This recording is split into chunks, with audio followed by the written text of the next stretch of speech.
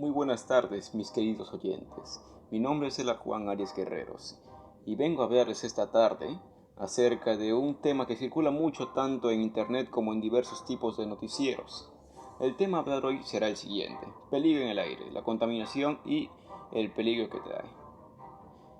Cabe resaltar que el punto de este podcast es dar a conocer a nuestros oyentes cómo el ser humano sigue avanzando en el acto de degradar el aire, que siempre respiramos o que acostumbramos a respirar. Y ¿qué es lo que ocasionó? ¿Qué es lo que ocasionó? Solo generó devastaciones en nuestra capa de ozono, que desde entonces es la que sale más perjudicada por la emanación de estos agentes contaminantes de alto grado que ingresan a su propio espacio. Pero este tema nos conlleva a la contaminación del aire, pero si nos adentramos más a notaremos que también encontraremos el calentamiento global. Pero nos alejamos mucho del tema principal que acordamos, el cual es la contaminación del aire. Bueno, mis queridos oyentes, sin más preámbulos, adentrémonos mucho más al tema, el cual es considerado como la contaminación del aire. Y es un tema muy delicado a tratar porque, si tomamos en cuenta, muchas personas no lo consideran de buena forma y lo incumplen quemando basura, ingresando agentes contaminantes de diferentes tipos. Por ejemplo, los aerosoles, en este caso, y etcétera. Empezaremos ahora mismo con un diálogo aparte que tengo ya predestinado para este podcast. En esta ocasión hablaremos sobre la contaminación del aire, pero en primer lugar, ¿qué es la contaminación del aire? Esta tiene diferentes tipos de medios de transmisión. Los de menor grado son conocidos como los automóviles, motonetas, etc. Pero estos no resultan ser del todo perjudiciales porque su emisión no es de gran cantidad que digamos. Las que son consideradas de mayor grado son las fábricas, que realizan compuestos químicos emanados de centrales químicas, de diferentes factores, claro, generadoras de carbono del mismo carbón, o las que lo procesan, etcétera. Este sí resultaría perjudicial porque la emisión de esta se considera superior porque a base de la vista humana, o que nosotros podemos poseer para verlo, uno puede ser capaz de ver y diferenciar estos tipos de emisores por el tipo de tamaño y distancia que llegan a recorrer sin que se distorsionen por el ambiente o por el paisaje que se puede llegar a notar o percibir a simple vista humana. Pero además, los procesos de producción de las fábricas no solo se encargan de perjudicar tanto la capa de ozono o como el aire, sino que también dejan heridas al ser humano, que a veces llegan a ser tratables o en mayores ocasiones no tratables. ¿Por qué no tratables? Porque las heridas que ocasionan perjudican principalmente al corazón o los pulmones del ser humano.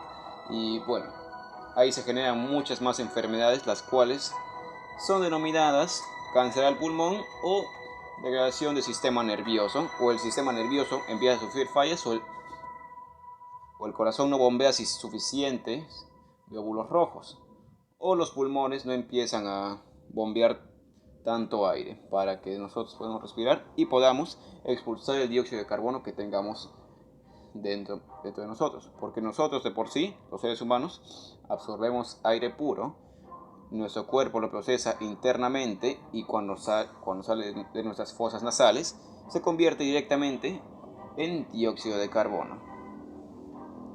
Pero también estas son denominadas enfermedades pulmonares, las cuales ya hemos ido considerando un poco, las cuales surgieron gracias a la concentración de dióxido de carbono, óxido de azufre, óxido de nitrógeno en zonas residenciales o comunidades en este caso, etc. Tomando en cuenta las muertes en su totalidad de los seres humanos al plazo de un año entero en cifras reales, son de unos 7 millones de personas que no pudieron continuar gracias a los estragos que generaron estos gases tóxicos en su sistema respiratorio y tanto en el corazón también, porque afecta de diversas formas también a nuestro cuerpo, no solo por los pulmones mismos. También la aspiración que tiene la piel hace que también en cierta parte se degrade. Digamos que se empieza a generar un cáncer a la piel algo leve, porque digamos que la piel también tiene medios de absorciones de de aire y si absorbe esta dióxido de carbono, azufre o nitrógeno, perdón, en este caso son óxidos, ¿qué es lo que pasaría? Degradación de piel. La piel empieza a generar una capa muerta, la cual se irá formando cada vez más y más y más si es que ésta llega a contacto o llega a transpirar uno de estos gases tóxicos. Pero, ¿qué nos da a conocer esto? Se darán cuenta que estos contaminantes la población no conoce del todo porque al parecer mayormente son utilizados a conciencia propia, pero no saben los estragos que se generará en el mismo ambiente. Por ejemplo, existen los contaminantes en aerosol. Mayormente, ¿cómo son conocidos los contaminantes en aerosol? Son conocidos como los desodorantes en aerosol, partículas que se emanan al interior de, bueno, en este caso una superficie axilar, para el mantenimiento de olores fétidos en ciertas ocasiones, claramente. Pero también existen los que son contaminantes gaseosos. Los principales emisores son las neblinas tóxicas del tabaco o residuos fósiles. ¿A qué nos referimos con neblinas tóxicas de tabaco?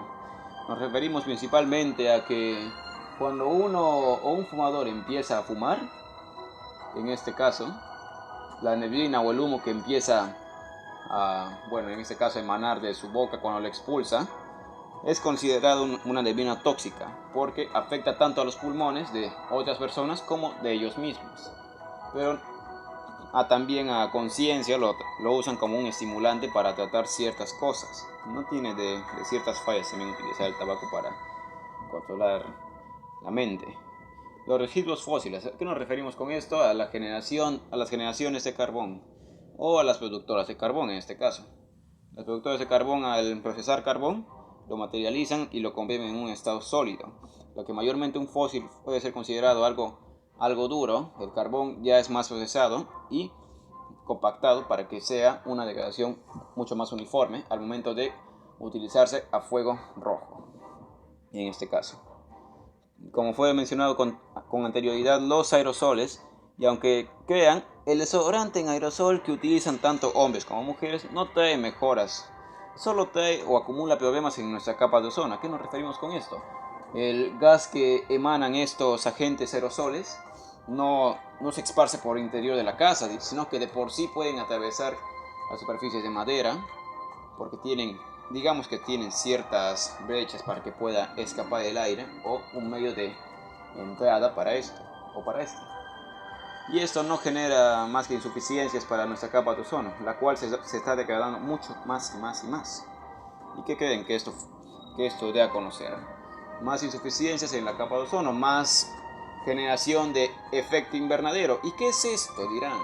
Efecto invernadero se considera al rebote de los rayos UV o rayos ultravioleta que son generados por el mismo sol.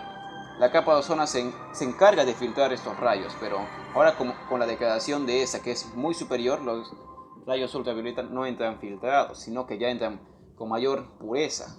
¿Y qué hace esto? Hace que rebote constantemente con la superficie de la Tierra y que choque y choque hasta que el punto de maximización de calentamiento en la superficie de la Tierra llegue a un tope máximo en que la población, y tanto como la población y otros lugares del mundo que son totalmente áridos o en este caso son nevados, también tiene su explicación lógica acerca de cómo actúa ese agente contaminante. En ciertas zonas, en las zonas áridas en este caso, afecta mayormente en el aumento de temperaturas. ¿Y qué le pasa al ser humano en esos entornos? El ser humano en estas ocasiones, bueno, llega a sufrir de mayor deshidratación por la falta de agua, por el aumento de calentamiento en la superficie de la Tierra o en la emanación que hay en nuestro mismo aire, porque el calor se mantiene mayormente en espacios sólidos o insólidos. Mayormente se mantiene en espacios sólidos. Como conocerán, o si habrán visto un ejemplo aproximado, cuando se forjan o cuando se realizan operaciones a calor vivo, se puede ver tonalidades que toman ciertas cosas. Por ejemplo, rocas llegan a llegar a una tonalidad medio anaranjada. El acero llega a tonalidades rojizas. Y así para variar. Existen diferentes tipos de tonalidades para estos tipos de calentamientos, pero mayormente los que hablamos de ahorita mismo, que son metales, piedras, etcétera, son mayormente porque son sometidos a diferentes tipos de calor. Y estos tipos de calor, claro, claramente pueden ser generados por maquinarias. ¿Y qué traen estas maquinarias? No traen más que solo perjuicios a nuestro medio ambiente, a la capa de ozono más que todo, que la degradación de este está aumentando a un grado muy elevado y no conviene para nada al ser humano. ¿Cómo afecta esto en zonas heladas? Las irradiaciones de calor también pueden llegar a ciertas zonas, pero mayormente, como ya fue mencionado, la superficie de la Tierra almacena calor. ¿Y qué pasa cuando el calor es almacenado demasiado? También puede transmitirse. Por ejemplo, digamos que podemos poner un pedazo de hierro a 180 grados en una zona de agua. ¿Qué pasaría con tal zona de agua? Esta zona de agua se calentaría totalmente. Un bloque de hierro sólido calentado a 180 grados puede generar un agua caliente en cuestión de segundos. Y esto, tomando en cuenta ¿qué mayormente puede pasar con las zonas heladas en este caso? Icebergs. Todo. Mayormente es el derretimiento de estos en general, porque los icebergs son montículos de agua totalmente confinados y totalmente, moldeados en este caso de hielo. Pero mayormente ahora con la maximización de temperaturas en estos últimos días o años en este caso, los icebergs empiezan a derretirse por el aumento brutal de temperatura tanto en zonas áridas como en las zonas de climas variados, que son en este caso los lugares fríos. La desventaja de ellos en esos lugares es que al respirar es muy pesado para sus pulmones. Antes el frío no era tolerable para ellos, porque sus pulmones llegaron a un grado de evolución para que sus pulmones puedan mantener mucho mejor la compostura en lugares fríos. Pero ahora con la emanación de agentes contaminantes como dióxido de carbono que se expanden a cualquier tipo de lugar del mundo, en este caso, también llegan hasta estas zonas y afectan considerablemente mucho la salud de los pobladores. Y no trae mejorías tampoco para nuestra capa de ozono. Y nos perjudica demasiado en este caso. Son personas que ahora ya no pueden tratar con su labor diario. Y eso suena mal para ellos, para todos en general. Porque tanto su trabajo como realizan allá también ayuda al mundo entero en este caso en el comercio de comida, de mayormente comercialización de objetos o animales para el consumo del ser humano. En este caso, huevos de tortuga mayormente son comercializados para el consumo humano por la tasa proteínica alta que tienen estos, o etcétera en este caso. Pero mayormente, si es que la vida tratada en océanos, tanto como tierra, son perjudicadas por en tal grado ya muchas especies podrían llegar a la extinción gracias a esto. ¿Y cómo creen que esto nos llegaría a llegar a nosotros? Muy mal, porque los animales, tal como los conocemos, son nuestro único medio de comida que tenemos. Y también existen las frutas, pero ¿qué pasa cuando se sobreexplota con calor a zonas ambientales o zonas que tengan harta fauna? Mayormente se marchitan. La acumulación de agua que tenía en sus suelos se va secando con el tiempo. ¿Y qué pasa con el tiempo? Mayormente estas plantas ornamentales que son de ciertas regiones o países se empiezan a marchitar y no tienen casi ninguna salvación, al menos de que se mantengan en centros específicos para el mantenimiento y cuidado específico de estas. Pero también depende del tipo de país que las mantenga, si son tan importantes para ellos o cómo no podrían ser. En estos casos, claro, las plantas ornamentales o mayormente conocidas plantas curativas son muy conocidas en ciertas zonas urbanas para el tratado de enfermedades que solo ellos pueden tratar a base de esas plantas curativas. ¿Y cómo es eso? ¿Y cómo es posible que a tecnologías que ellos mismos han innovado a lo largo de los años, y que ahora mismo los más inteligentes no llegan a solucionar como lo hacen. O a base de práctica de químicas se podría llegar a una solución dada, claramente. Pero mayormente los científicos no se interesan tanto en esto porque existen problemas mucho mayores como el que estamos tratando ahora y tratan de solucionar tanto como nosotros, como la gente en general y ellos mismos, tratamos de buscar una solución dada para frenar el avance de emanaciones de agentes contaminantes gaseosos, aerosoles, etc. Continuaremos ahora a base de las medidas de solución que cada uno debería tomar si es que quiere un planeta sano y libre de presagios, obviamente. En primer lugar, quiero aclarar algo. Las medidas que serán mencionadas a continuación son las que mejor fueron refutadas por los departamentos de protección atmosférica. ¿A qué nos referimos con esto? Protección a lo que viene siendo del aire también en cierta forma, porque se encarga de manejar en cierta forma lo que se distribuye entre todo el aire y lo que llega a la misma capa de ozono. Por eso los departamentos de protección atmosférica generaron un montón de soluciones, un sinfín de soluciones que, bueno, yo he simplificado a unas 6 que tengo acá escritas en mi guión. Y bueno, serán las siguientes que menciono ahora mismo.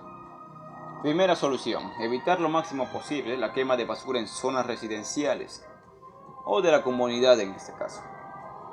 Solución 2. Mantener bajo cuidado las zonas verdes. ¿A qué nos referimos con esto? Hay que mantener con cuidado o cuidar demasiado o prudentemente a las zonas verdes porque estas son las únicas que llegan a mantener los agentes contaminantes bajo control. Porque a base de las plantas, a base de la fotosíntesis que estas de por sí tienen cada momento, ellas llegan a consumir todo el CO2 que se genera en el ambiente, bueno, mutuamente, claro.